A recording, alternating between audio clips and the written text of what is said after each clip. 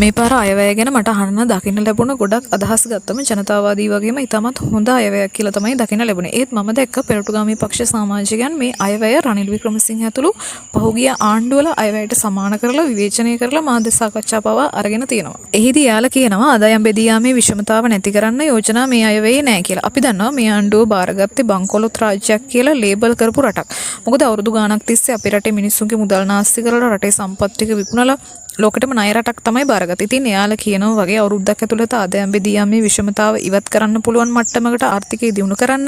එයාලා කියනවා වගේ බංකොලොත් උන රටක අවුරුද්දෙන් සමාජවාදී ප්‍රතිසංස්කරණ ඇති කරනවා වගේවා. ඉතින් සුරංගනා කතා.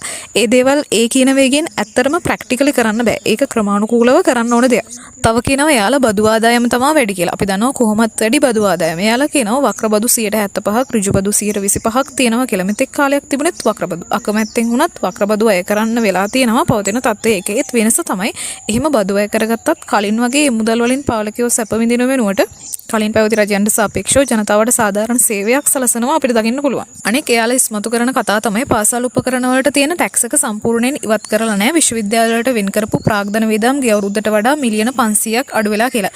ඒත් අපිට දකින්න පුළුවන් කලින් වසර වලට සාපේක්ෂව මේ අයවැයෙන් අධ්‍යාපනයට විශාල මුදලක් වෙන් කරලා තියෙනවා. ගිය අවුරුද්දේ අධ්‍යාපනයට බිලියන 620යි වෙන් කරලා තියෙන මේ අයවැයෙන් බිලියන 704ක් වෙන් කරලා තියෙනවා. වගේම වැඩිවීම මිලියන 8400ක්. ඒ වගේම අධ්‍යාපනය සඳහා වෙන් කළ මුදල් ප්‍රමාණ මම මේ වීඩියෝ එකේ දාලා තියෙනවා. ඔයාලට දකින්න පුළුවන්. ඒ අනුව වෘත්තීය පුහුණු අධ්‍යාපනය දියුණු කිරීමට රුපියල් මිලියන 8000ක්, මහපොළ දීමනාව රුපියල් 10000 දක්වාත්, ශිෂ්‍යාධාර දීමනාව රුපියල් 9000 දක්වාත් වැඩි කිරීම, අඩු ආදායම්ලාභී පවුල්වල ආබාධිත විශ්වවිද්‍යාල සිසුන්ට මහපොළ ශිෂ්‍යාධාරයට අමතරව රුපියල් 5000ක මාසික දීපනාවක් ලබා දීම, විශ්වවිද්‍යාල නිවාසිකාගාර ශාලා සහ පොදු ඉගෙනුම් ප්‍රදේශ වැඩි දියුණු කිරීමට රුපියල් මිලියන 2500ක්, නිපුණතා සිසුදිරිය දීමනාව රුපියල් 2500ක්, ජාතික අධ්‍යාපන විද්‍යාපීඨ ශික්ෂණලාභීන් සඳහා ගෙවනු ලබන දීමනාව රුපියල් 2500කින් ඉහළ දැමීම, විශ්වවිද්‍යාල සහ උසස් අධ්‍යාපන ආයතනවල පහසුකම් වැඩි දියුණු කිරීම සහ පර්යේෂණ කටයුතු සඳහා රුපියල් මිලියන 11500ක් විදිහට වෙන් කළා තියෙනවා. තව කියනවා යාලා රාජ්‍ය විශ්වවිද්‍යාල වලට වෙන් කරන මුදල්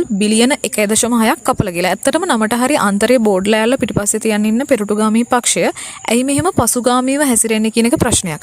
මොකද මේ සැරේ වෘත්තීය අධ්‍යාපන අංශය පුළුල් කරන්න වැඩි අවධානයක් දීලා තියෙනවා. ඒ නිසා තමයි උසස් අධ්‍යාපනයේම අංශයක් විදිහට වෘත්තීය අධ්‍යාපනයට ගිය අවුරුද්දේ වෙන් කරපු බිලියන 15 මේ සැරේ බිලියන 20 දක්වා වැඩි කළා තියෙන්නේ. වෘත්තීය අධ්‍යාපනය සඳහා ආයතන 30ක් වැඩි දියුණු කරලා බඳවා ගැනීම 3 ගුණයකින් ඉහළ දාන ඉලක්කයක් තියෙනවා කිව්ව එක මෙයාලා දැකලා නැහැ. ඒ අතරේ 2026 අයවැය ගැන අන්තරේ නමින් පේරාදෙණියේ AHS එකේ 5 දෙනෙක් එකතු වෙලා මාධ්‍ය සාකච්ඡාවක් තියෙනවා FB එකේ දැක. ඒක ඉතින් වෙනම කතා කරන්න ඕන මාතෘකාවක්. පෙරටුගාමී පක්ෂයට ඇත්තටම හිතාගන්න බැරි වෙලා ඉන්නේ එයාලා ඉන්නේ කොතනද කියලා. වෙලාවකට කියනවා විපක්ෂය ආණ්ඩු